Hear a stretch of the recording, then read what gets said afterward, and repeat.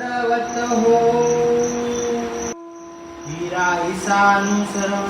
हिराईसा अनुसरण पंडितवासांच्या हिराईसा त्यांनी आचार्यांकडे अनुसरण दीक्षा घेतली. हिराईसे ते पंडितवासांची स्त्री, हिराईसा त्या पंडितवासांची स्त्री म्हणजे पत्नी.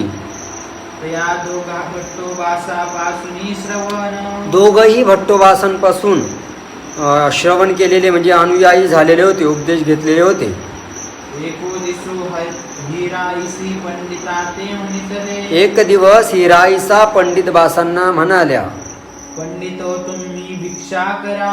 पंडित हो तुम्ही भिक्षा करा म्हणजे दीक्षा घ्या कामच करू देया, किंवा मला तरी दीक्षा घेऊ द्या. तीही म्हणितले, पंडितवास त्यांना म्हणतात, तुम्ही करा. तुम्ही दीक्षा घ्या, मी पुत्राचा विवाह करीन, मी मुलाचं लग्न करेन मग भिक्षा करीन आणि मग दीक्षा घ्यायला येईल. तुम्ही जा पुढे. मग हिराईसे भट्टोबासापासी आली, मग हिराईसा आचार्यांजवळ आल्या, भिक्षा केली, दीक्षा अनुसरण घेतलं. भट्टोबासांच्या सन्निधानी राहिली, भट्टोबासांच्या सहवासामध्ये राहू लागल्या.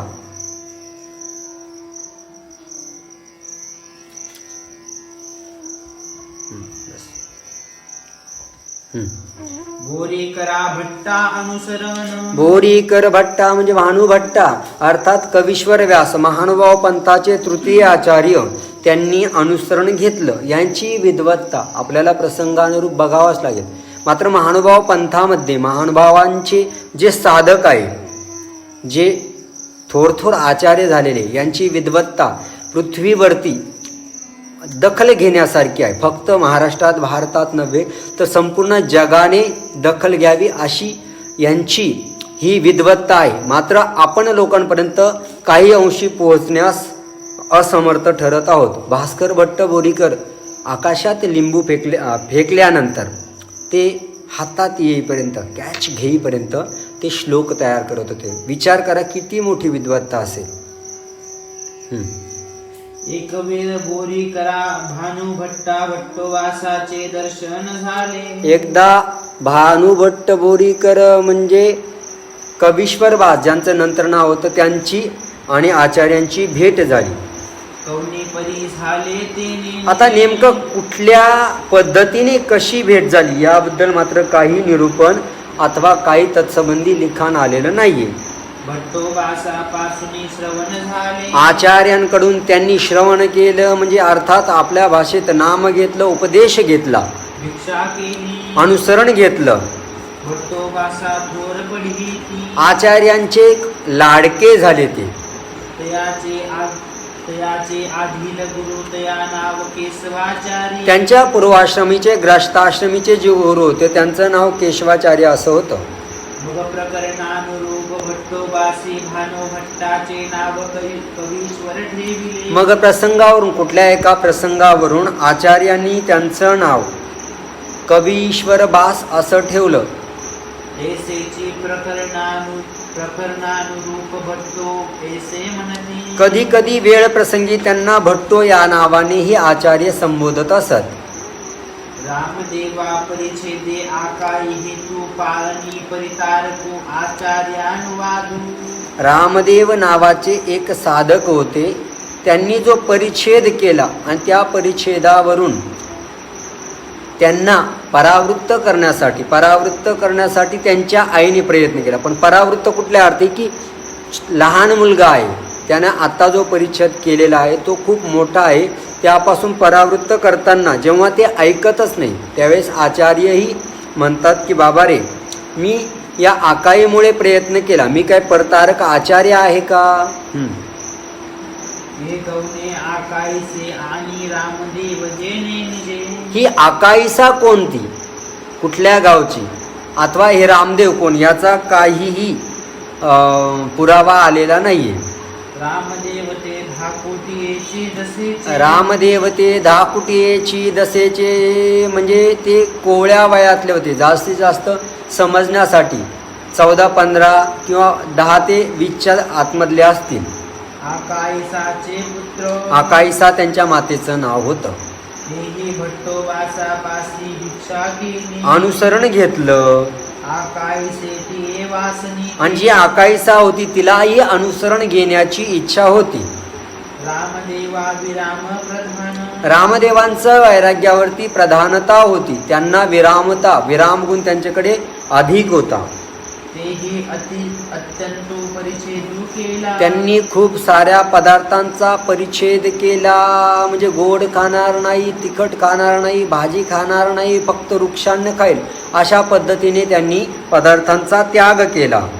हे जाणून माता आकायसे तेही भट्टोबासा ते प्रार्थिले. मग आकाईसा जरी वासनिक होती मात्र माताच होती ना, ते तिच्या लक्षात आल्यानंतर त्यांनी आकाईसांनी आचार्यांना विनंती केली.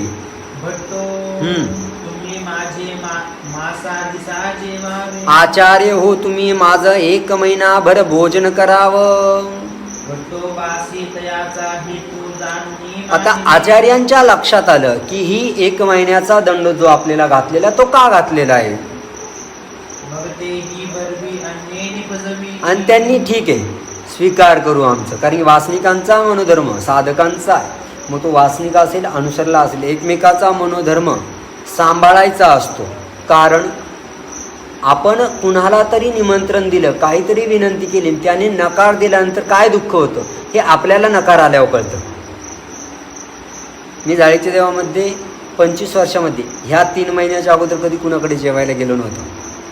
पण जेव्हा जवळचं कोणीतरी म्हणतंय आणि ते घरातलं काहीतरी सहज म्हणून बोलवतंय, म्हणजे कुणाचे तिसऱ्याचे पंगत आणि मग बोलवणे, घरातलं म्हणून जेव्हा बोलवते तेव्हा मात्र मी नकार देऊ शकत नाही. माझ्या मनात ती भीती राहते. ती भीती चांगली आहे काय, कदाचित. आणि ती भीती कोणती आहे की जसं आचार्य सांगतात की तुम्ही जर औसांच्या भोजनाचा स्वीकार केला नाही, औसांचं भोजन नाकारलं म्हणजे जणू कुणाचं नाकारलं, तुम्ही देवाचंच नाकारलं ना. ती कुठेतरी भीती. पण अर्थात मग पंगत दुसऱ्याची बोलवायचं तिसऱ्यानं म्हणजे काय, दुसऱ्याची कडी धावधावडी तसं असेल तर मग दूर.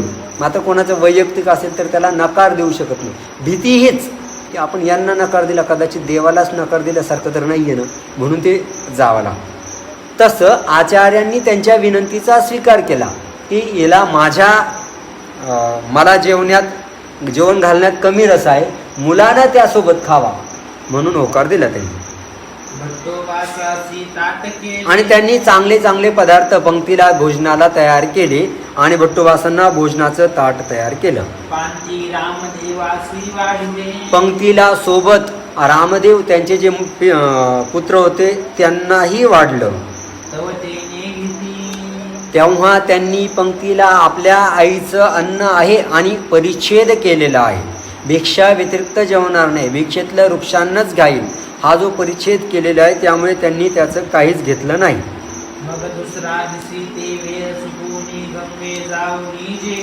आता जसं आचार्यांच्या लक्षात आलं होतं की हिने मुलासाठी जेव घातलेलं आहे आणि तीच गोष्ट त्यांच्याही लक्षात आली, रामदेवांच्या लक्षात आली. त्यांनी काय केलं, बरोबर भोजनाच्या वेळेला गंगेवरती जाऊन भिक्षेचं जेवण केलं. मग भट्टोबासांनी जेवण झाल्यानंतर म्हटलं, आकाईसाला म्हणतात, इथलं माझे जे ताटात शिल्लक राहिलेलं आहे भोजन, अर्थात ते भोजन पात्रात करत होते, ताटात वाढून येते, उष्ट प्रसाद म्हणून तो रामदेवासाठी ठेव. ते गंगेवरून भोजन करून आपल्या आश्रमात स्वस्थळी आले. आकाईसा त्यांना म्हणतात, बाळा रामा हे घे. भट्टोबासांनी आचार्यांनी भोजन करत असताना त्यांच्या ताटात जे अन्न उरलं, पदार्थ उरलं, ते तुझ्यासाठी प्रसाद म्हणून ठेवलेले आहेत. त्यांनी नकार दिला नाही, घेतले पदार्थ, मात्र ते खाल्ले नाही. कारण की आचार्यांचा आणि आकाईसांना माहित होतं प्रसाद एरवी पदार्थ दिला तर घेणार नाही, प्रसाद म्हणून नक्की घेईल, म्हणून त्यांनी ते केलं. मात्र त्यांनी घेतलं पण खाल्ले नाही. कोणाला तरी देऊन टाकले असतील कदाचित. मग तिसरा दिवशी भोजनापूर्वी भट्टो वासी म्हणितले. आता 2 दिवस पंक्तीला एवढी पंगत विचारा आईनं एवढा अट्टहास केलेला आहे, आटापिटा केलेला आहे. वासनिक आहे, तिचा मनोधर्म आचार्यांना सांभाळायचा आहे.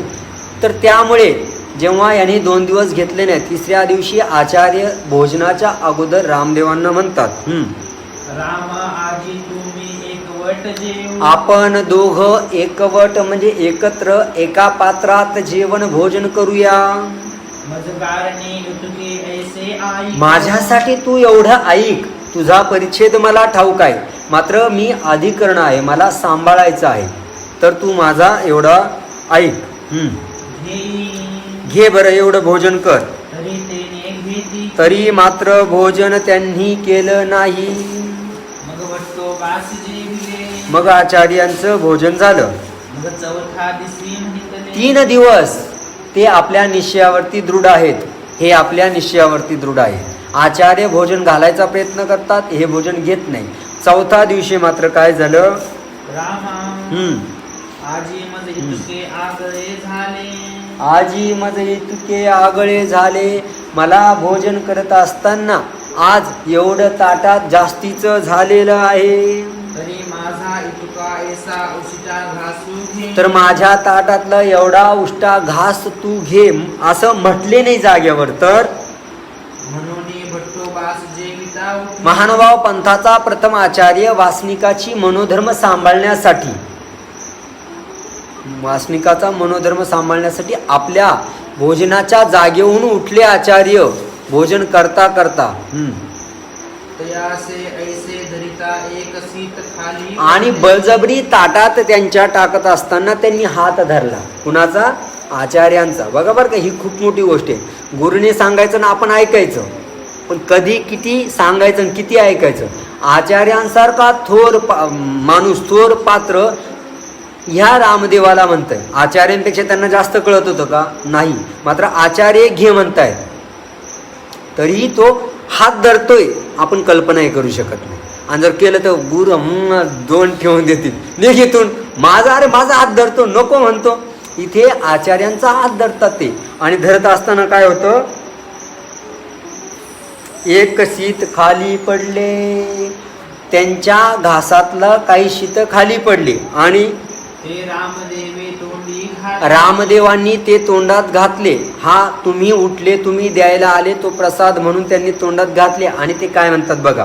मग भट्टो वासाचे म्हणितले. आणि आचार्यांना आपल्या दृढनिश्चयावरती राहून कटाक्षाने आणि तितक्याच दृढनिश्चयाने म्हणतात, आता मी यातील एक शीत घास तर दूर, एक शीतही घेणार नाही. तुमचा मान म्हणून खाली जमिनीवर पडलेला एक शीत मग खाल्लेला आहे.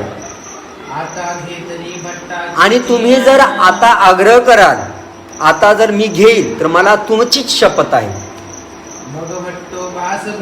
आणि भट्टोबास काहीच न बोलता आपल्या जागेवरती येऊन बसले. खरं तर जर आचार्यांच्या दृष्टीने विचार केला, सर्वज्ञ श्री चक्रधर स्वामींनी घडवून मडवून 18 वर्ष सन्निधानात राहिलेला व्यक्ती, परमेश्वराच्या योग्य केलेला आचार्य पंथाचा झालेला तो व्यक्ती, 700-500 मंडळी आहे, माईंभट्टासारखे, महादाय संसारखे भक्त त्यांच्या एका शब्दावरती सांगेल ते करायला तयार आहे. पण एक परमेश्वराच्या वचनाला अनुसरून दृढ निश्चयावरती जे साधक जेव्हा तयार राहतो, त्यावेळेस तो त्याला शपथ देतोय, त्यावेळेस निराभिमान कसा असावा आचार्यांकडून शिका. निराभिमान कसा असावं? निराभिमान वस्तू माणूस हा व्यक्ती हे आचार्य, की ते जेव्हा स्वतःची शपथ, एक साधक, इतकुसा बालकच होते ना, ते बालक होते, नुकतेच होते, काय दृढत्वी विद्वान खूप असं काही नव्हते, मात्र ते म्हणतात तरी गप्प आपल्या जागेवर येऊन बसतात. हा किती मोठा निराभिमान. आणि म्हणून मी तुम्हाला पहिल्या दिवशी सांगितलं होतं का आचार्य घडले मडले योग्य केले, याचा जर यथार्थ अर्थ जाणायचा असेल, घडले मडले योग्य केले किंवा पहिल्या दशेतले आणि नंतरचे आचार्य जर तुम्हाला लक्षात घ्यायचे असेल, तर तुम्हाला लीळाचरित्राऐवजी स्मृतीस्थळ बघावं लागेल. जे आचार्य देवाकडे राहत असताना लाखाईसांना शिव्या देतात, लखुबाईसांना शिव्या देतात, म्हणजे अपशब्द वापरतात. तेच आचार्य इथे गप्प. किती निराभिमान. ही साधी गोष्ट नाही, एका दिवसातली गोष्ट नाही. काल दीक्षा घेतली ना आज झाले नाही, 5 स्थळ काल संपले ना आज झाले नाही. 18 वर्षाचा उभय अवताराचा सहवास आहे, सन्निधान आहे. म्हणून कुणाकडूनही अपेक्षा ठेवत असताना, काल सांगितलं आज बदललं, कोणीच बदलत नाही. देवाच्या सन्निधानात आचार्य बदलले नाही तर आपण काय. म्हणून अपेक्षा शिष्याने गुरुकडून, गुरुने शिष्याकडून, आपण दुसऱ्याकडून कमी ठेवा. अपेक्षाभंगाचा दोष, अपेक्षाभंगाचं पाप कमी लागेल, अपेक्षाभंगाचं दुःख कमी भोगावं लागेल. म्हणून आचार्यांसारखा व्यक्ती काहीच शब्द न बोलता जागेवरती बसले, आणि ते बघून मात्र परिवार शांत राहत नाही. तो सगळा प्रकार आचार्य, केशिराज व्यास, पंडित व्यास सगळी जण बघत होती, आणि ते बघितलं. आणि केशिराज व्यास काहीशे रागामध्ये त्यांना म्हणतात, हे काही झाले या रामासी. अरे या रामाला झालं तरी काय, काय स्वतःला काय, म्हणजे त्यांच्या या वाक्यामध्ये काय स्वतःला हुशार समजतो का, आचार्यांपेक्षा मोठा समजतो का, अभ्यासू समजतो का. तरी भट्टाचा हातू कैसा लोटिला. आचार्य स्वतः जेवताना उठले आणि आपला घास त्यांना ताटात देत असताना यांचा हात लोटला कसा, धरला कसा, तुम्ही याने धरलं कसं, हा स्वतःला काय समजतो असा त्या वाक्यातला मथितार्थ आहे. आणि भट्टो याचे काही म्हणा. आणि ते काहीशा नाराजीच्या स्वरामध्ये आचार्यांना म्हणतात, आचार्य तुम्ही यांना काही कसं बोलत नाही, गप्प जाऊन जागेवरती बसले, सांगा ना. अरे मी देतोय. या महानुभाव पंथाचा प्रथम आचार्य सर्वज्ञ श्री चक्रधर स्वामींचा वानरा तुला देतोय, तू नको म्हणतोय, घेत नाही, असा कसा. असं तुम्ही काहीतरी बोलायला हवं ना, तुम्ही शांतपणे बसलेच कसे, असं आचार्यांना केशिराज व्यास म्हणतात. ज्या नाराजीच्या स्वरात, वरच्या स्वरात केशिराज व्यास म्हटले असतील, मात्र आचार्य श्री नागदेव शांततेने प्रेमाने समजावतात, सांगतात, हंगा हा जेही पाऊली उठिला आहे ते मी याचे पाय काहीसे या. अरे बाबा, ज्या परमेश्वराच्या मार्गावरती चालण्यासाठी यानं पाऊल उचललेलं आहे, कोणतं, परिच्छेदाचं, पदार्थांचा परिच्छेद करण्याचं जे पाऊल उचललेलं आहे, उठला आहे जाग्याहून, त्या निश्चयावरती उठला आहे, तर याचे पाय काहीसे या मोडी, मी त्याचा पाय धरून मागे का ओढीन. ज्या निश्चयावरती हा उभा राहिलेला आहे त्या निश्चयावरून त्याला मी पतित का, तो मी मोडू शकत नाही. म्हणजे तिथं बळजबरी करून, जर कदाचित मी माझा गुरु पण, मी माझा आचार्य पण दाखवून त्याला त्या निश्चयाहून काढायचा प्रयत्न केला तर तो निघेलही, मात्र मी का करू. हाच दृढ निश्चय प्रत्येकाने बाणावा, अंगी असावा. म्हणूनच परमेश्वर तर सगळं परिच्छेद करा, स्मरण करा, अभ्यास करा, आटन करा, विजन करा, आपला उद्धार करून घ्या, या दृढ निश्चयासाठीच तर परमेश्वर सगळं सांगतात ना. आणि हा ज्या निश्चयावरती उभा राहिलेला आहे त्याला मी का खाली बसू, याचा पाय कशाला मोडू. मोडू म्हणजे कुठल्या अर्थाने, उभा राहिलेला त्याला खाली का बसू, असं आचार्य म्हणतात. आणि जर मी त्याला बसवलं, मी काय परतारक आचार्य आहे का. परमेश्वराच्या धर्माला लागलेल्या जीवाला, परमेश्वराच्या धर्मापासून काढणारा आहे का. परमेश्वराच्या वचनावरती चालणाऱ्या जीवाला, साधकाला मी दूर लोटणार आहे का. नाही, मी परमेश्वराच्या धर्माला लावणारा आचार्य आहे. माझ्या सर्वज्ञ श्री चक्रधर स्वामींनी मला आचार्य म्हटलेलं आहे. आणि ते आचार्य म्हटलेलं असताना मला जेव्हा त्या ठिकाणी कांटाळा आला, मी म्हटलं आचार्य, कारण अगोदर निरूपण काय झालं होतं की आचार्याला नरक होता, ते वचन त्यांच्या लक्षात होतं. आणि आचार्य श्री नागदेव जेव्हा स्वामींच्या सन्निधानात या आचार्यो स्वामींनी असं म्हटल्यानंतर, देवा मी कुणाला धर्मापासून काढलं, असा काहीसा. मग देव सांगतात, तसा तू नाही, परतारक आचार्य नाही, तर तू कसा आहे, अपरधर्मापासून काढून परधर्मी लावणारा, ईश्वराच्या धर्माला लावणारा आचार्य आहे, असं आचार्यांना देव सांगतात. त्या वचनाला, त्या घटनेला अनुसरून आचार्य सांगतात, मी काही परतारक आचार्य आहे का, ईश्वराच्या धर्मापासून काढणारा आचार्य आहे का. नाही.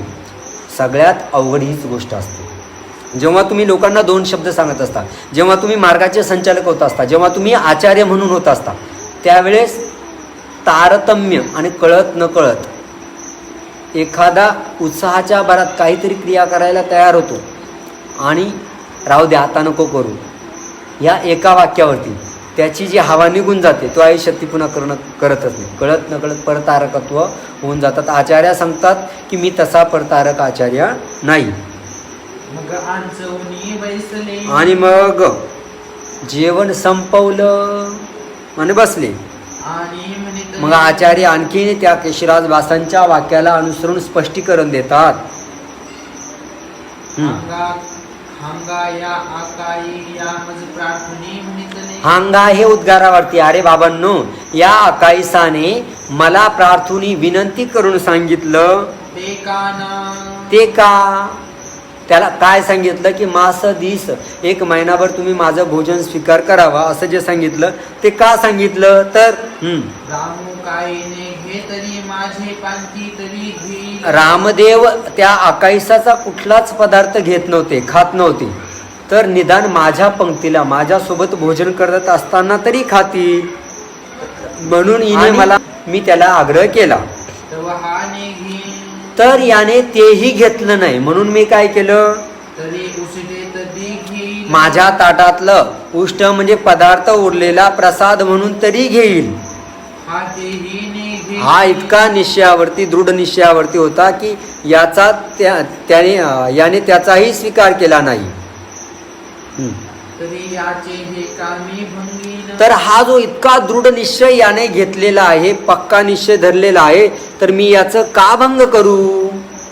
हेतुनेनी केशवास उगेची राही. आणि आचार्यांनी असा परिहार दिला आणि रामदेवांचं वागणं कसं योग्य आहे ते सांगितल्यानंतर केशराज व्यास गप्प बसले.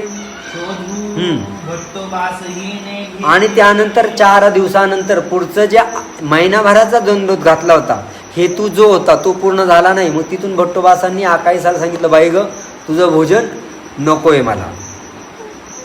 तथा निरूपणे साध्य प्रशंसा तसंच रामदेवांना निरूपण करत असताना साध्याचं महत्त्व सांगितलं.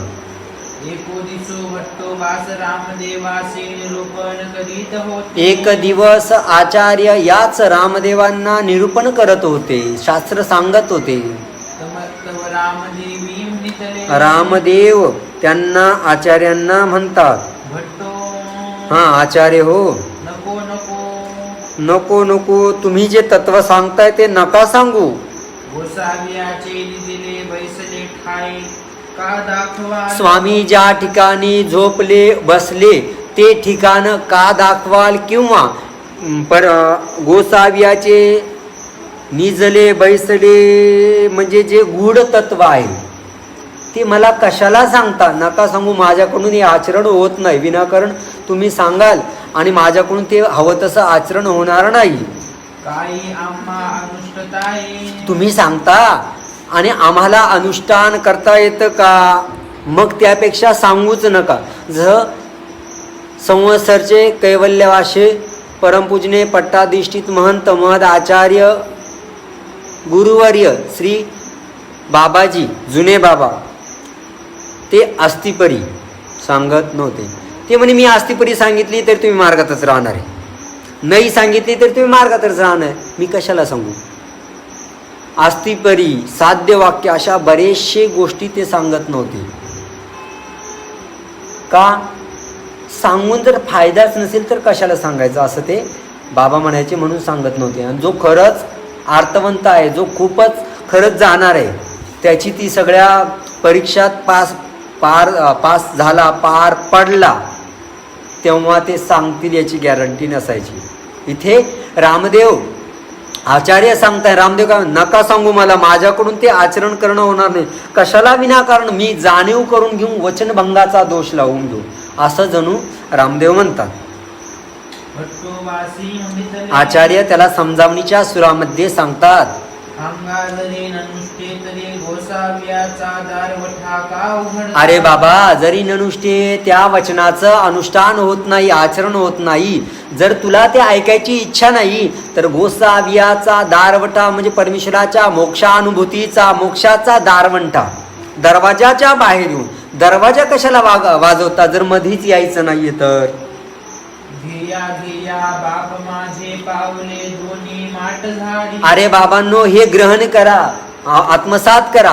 पाऊले दोन्ही माट झाडी, 2-4 पावलं घनदाट जंगल आहे, अरण्य आहे, काट्या कुठे आहे, दगड्या आहे, खाच खळग्या आहे.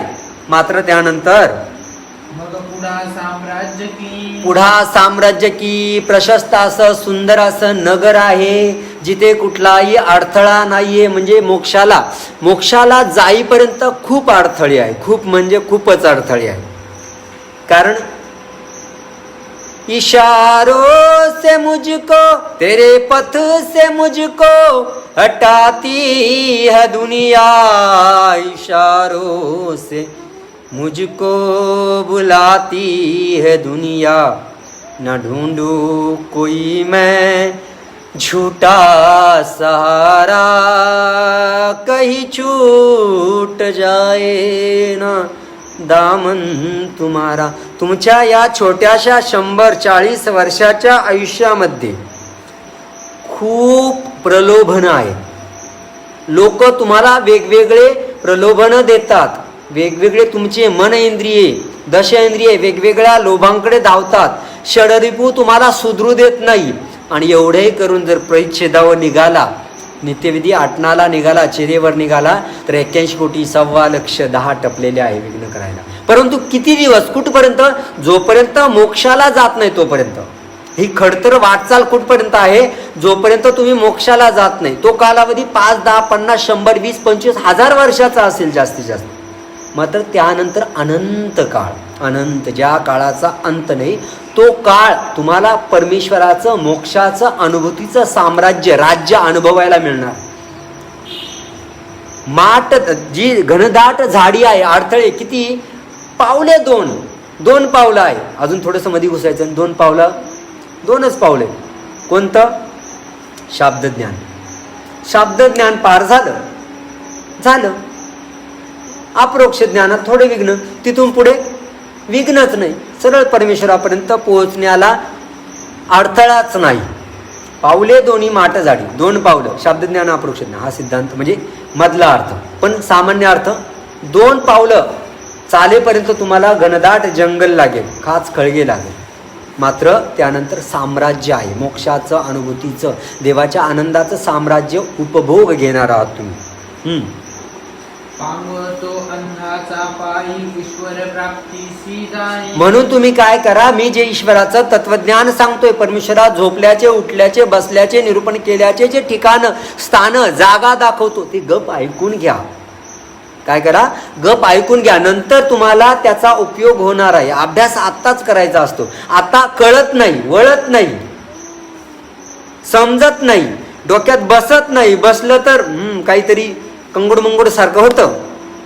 मात्र जेव्हा त्यातला पुन्हा पुन्हा आवर्तन, पुन्हा पुन्हा समजून घेऊ, अच्छा, मी अभ्यास करत असताना गोकत होतो, पण शब्दाचा अर्थ थोडा तरी कळला पाहिजे. तत्वज्ञान कळणार, पण शब्दाचा अर्थ.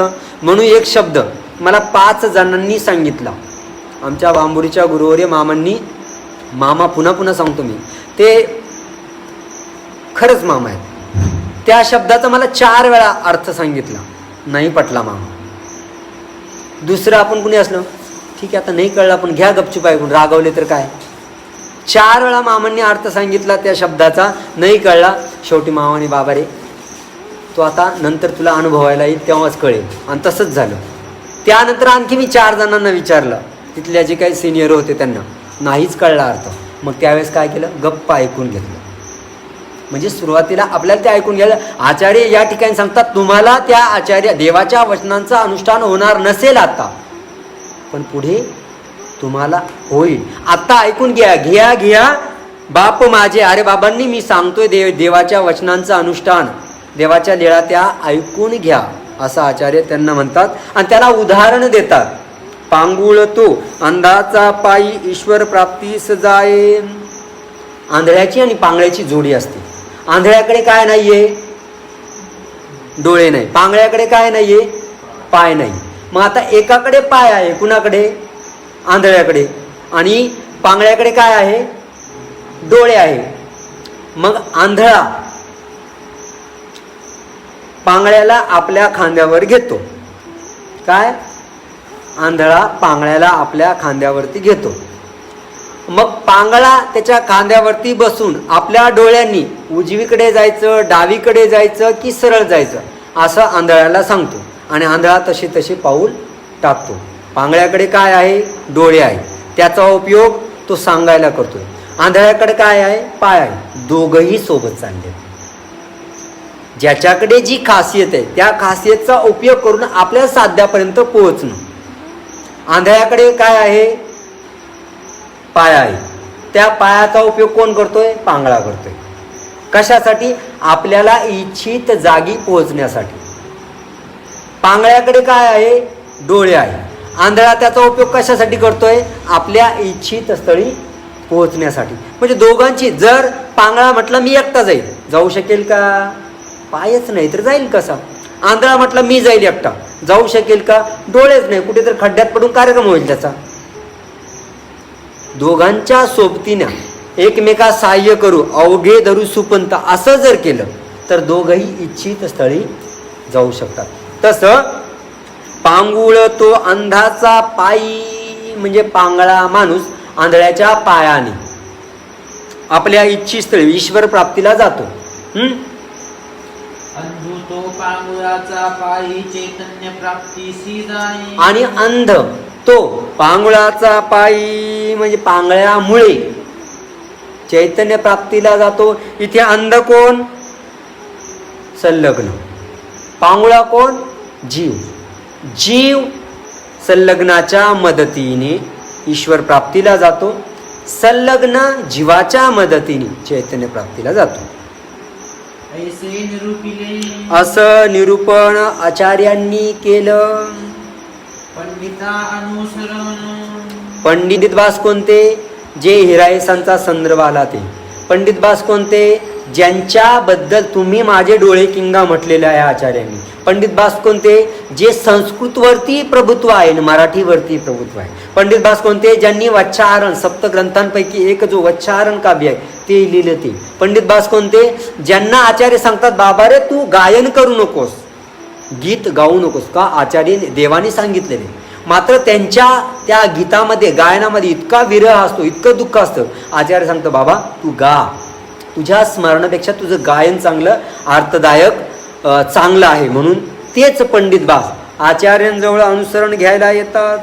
पंडित बासी पूर्वी हिराईसा ते म्हणितले. पंडित बास आणि हिरायसा हे उभय दाम्पत्य आचार्यांचे शिष्य होते आणि त्या दोघांपैकी पंडित बासांना हिरायसा म्हटले की पंडित हो तुम्ही अनुसरण घ्या, नाही तर मी घेते आणि मी पुत्राचं लग्न लावून येते. नाहीतर मला अनुसरण घेऊ द्या, तुम्ही पुत्राचं लग्न लावून या. असं म्हणून पंडित बास घरी थांबले होते. पंडित बास म्हटले की मी थांबतो घरी मुलाचं लग्न करायला, तू अनुसरण दीक्षा घ्यायला जा. जे तुम्ही अनुसरा मी पुत्राचा विवाह करीन. पंडित बासांनी सांगितलं होतं की मी तू अनुसरण घे, मी पुत्राचा विवाह करून नंतर अनुसरायला येईल. मग हिराईसे आली अनुसरली. हो. तीही मागा पुत्राचा विवाह केला. पंडित बासांनी पुत्राचं मुलाचं लग्न करून दिलं आणि मागोचे घरी राहिले. आता लग्न झालंय, यायचं ना निघून? नाही, पण संसार एवढा सोपा नसतो ना, सोडूशी वाटत नाही. राहून तिथंच त्या पडाळे गायच्या दृष्टांतापर्यंत तिथंच ते त्यांनी सोडून यायचं. बरं बोध नव्हता का? बोध पण होता. जाणीव नव्हती का? जाणीव पण होती. इच्छा नव्हती का? इच्छा पण होती. मात्र राहिले तिथेच. मग एक वेळ हिराईसी पंडितासी सांगूनी पाठवी. मग बरेच दिवस झाले तरी पंडित बास येत नाही असं बघून हिराईसांनी निरोप त्यांना पाठवला. जे पंडितासी ऐसे म्हणावे. एक माणूस निरोपाला त्या गावी पाठवला आणि त्यांना निरोप काय सांगितला? पंडित बासांना तुम्ही असं जाऊन सांगा, जे चुलीची खीर खातली. ज्या चुलीची मान सन्मानाने गोड मस्त प्युअर दुधाची तुम्ही खीर खाल्ली, ते चुलीची काय राख खाल. त्याच चुलीची काही तुम्ही राख खायची इच्छा आहे का? म्हणजे त्याचा तात्पर्य अर्थ, ज्या घरामध्ये ज्या समाजामध्ये तुम्ही मान सन्मानाने राहिले तिथेच मुलाकडून सुनेकडून तुम्हाला अपमान करून घ्यायची इच्छा आहे का? कारण की जोपर्यंत मुलांच्या हातात कारभार जात नाही तोपर्यंत papa mummy papa papa mummy mummy papa चालू राहतं. एकदा चाव्या दिल्या, घर नावावर झालं झालं. एक महाराष्ट्रातला, खरं तर ही खूप दुःखदायक गोष्ट आहे, एक महाराष्ट्रातला खूप मोठं नाव असलेला साहित्यिक माझ्या या 2 हातात रडत होता. काय माहिती का, ते म्हणे मी जेवण करायला बसतो, नकली दात बसवलेले, आणि त्याच्यात कळत नकळत माझा आवाज होतो आणि सून भनभन करते म्हणे. मुलगा चांगल्या वरच्या लेवलला पोहोचवलेला, म्हणजे IT वगैरे वगैरे, म्हणजे 1-1.5 लाख रुपये कमवणारा, सून अशी म्हणते. आणि त्याच्या नावावरती महाराष्ट्रातले कित्येक कार्यक्रम झालेले, त्याच्या एका इशाऱ्यावरती सरकारमध्ये सुद्धा त्यांचं वजन. पण तो माणूस, सून काय म्हणते, पप्पा तुम्ही असा आवाज करत जाऊ नका बरं, हे करत जाऊ नका, ते करत जाऊ नका. आणि त्या मग एका खोलीत आपलं ताट घ्यायचं, तिथे जाऊन बसायचं, त्या देवपूजेजवळ खात बसायचं. आणि जेव्हा मी त्यांना भेटायला गेलो, रडायला लागला. एवढं मोठं मलाच कसं तरी झालं. आपलं वय काय 20-25 समजत, माझं 25-30 असतील. आणि तो एवढा मोठा, महाराष्ट्रात ज्या मोठ्या मोठ्या मंडळांमध्ये त्यांचं नाव राहायचं, तो माणूस मला क्षणभर काहीच समजलं नाही, काय करावं आणि काय नाही.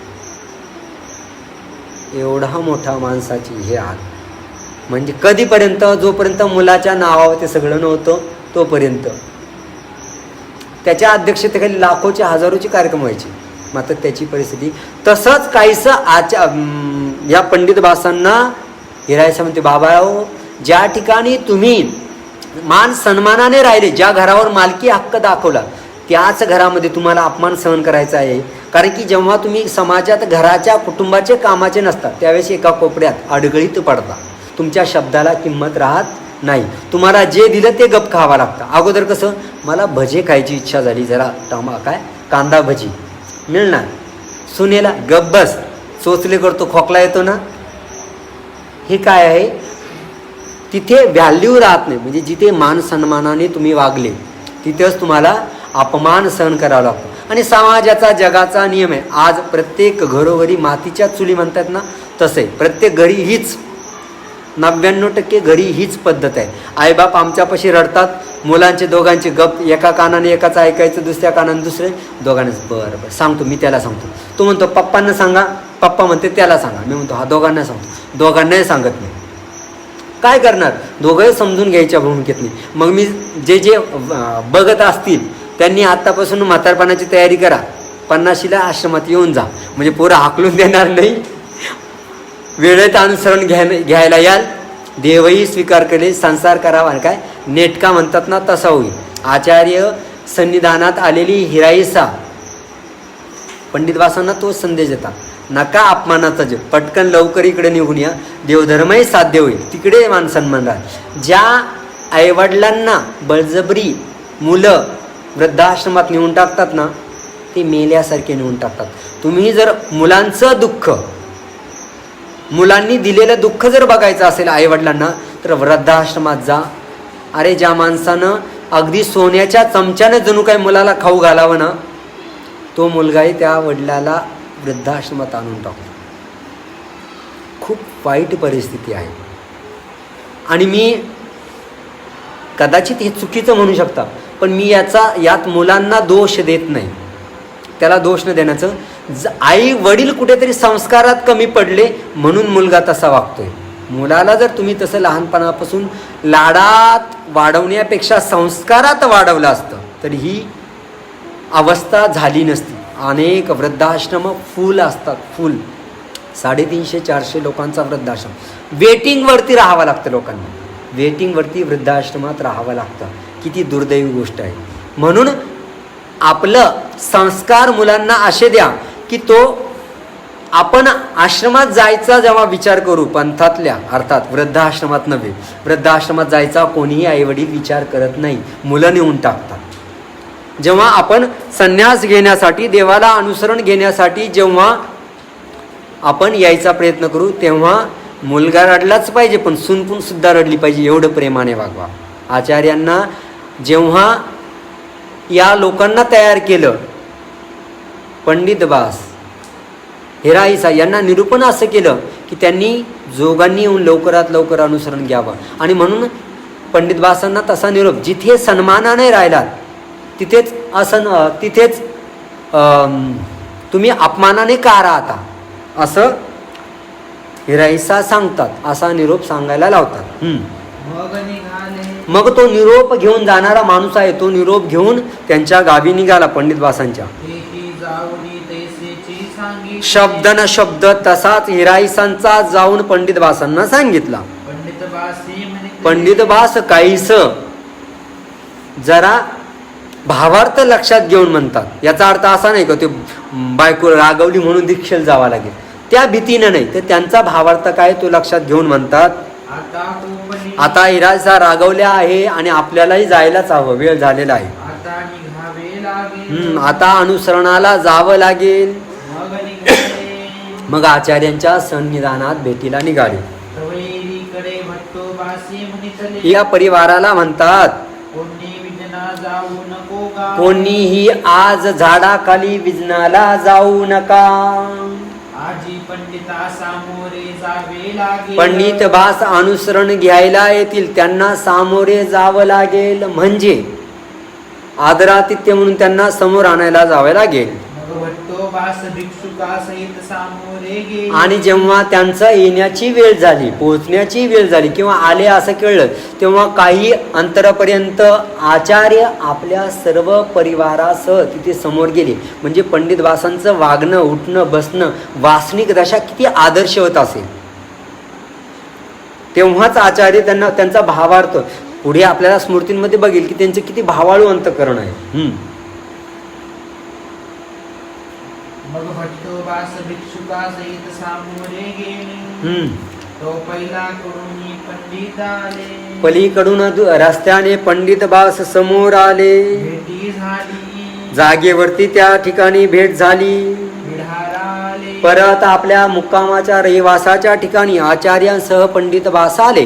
भोजन समय भट्टो बासी म्हणितले. भोजन करत असताना आचार्य पंडित बासांना म्हणतात, पंडितो या सांगा ते जेव. सांगा ते म्हणजे एका पंक्तीला नाही तर एका पात्रामध्ये जेवण करू. जो संन्यासी अनुसरलेला आहे त्याच्या सोबत वासनिकांनी जेवायचं नसतं की.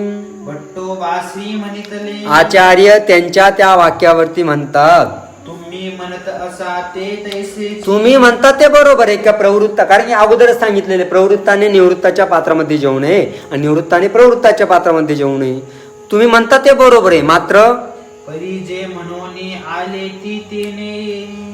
जे म्हणून आले ती म्हणजे अनुसरण्यासाठी तुम्ही आलेले आहात, अनुसरण घेणार आहात म्हणजे तुम्ही अनुसरल्यासारखेच आहात.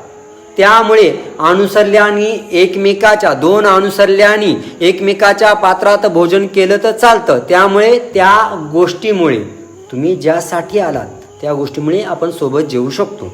पंडित बासी म्हणितले. आचार्यांच्या त्या प्रश्नावरती पंडित बास म्हणतात, ते होईल. ते होईल तेव्हा होईल, अजून झालं तर नाही ना.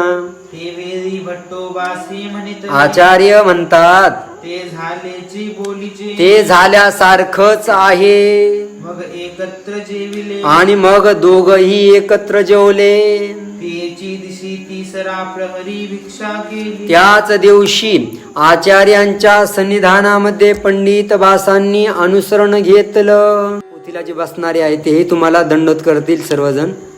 एक मिनिट हा.